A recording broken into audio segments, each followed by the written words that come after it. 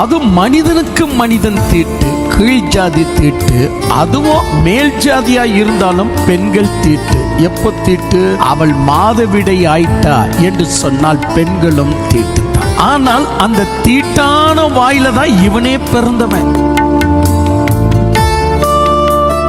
தீட்டு எது என்பதை குறித்து சொல்லுவதற்கு படிப்பாளிதான் தேவைய ஒழிய மத பக்தி உள்ளவனுக்கு இந்த அறிவு கிடையாது. மத பக்தி உள்ளவன் தீட்டு என்று சொல்லி தீட்டு உள்ளவர்கள் தான் தீட்டை எடுத்து போட வேண்டும் என்று சொல்லுவான்.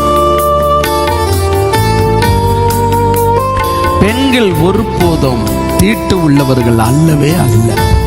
ஏன் சொன்னா எது தீட்டு தெரியுங்களா? நல்லா கவனிக்கணும். எது தீட்டு தெரியுங்களா? எது தீட்டு என்று சொன்னால்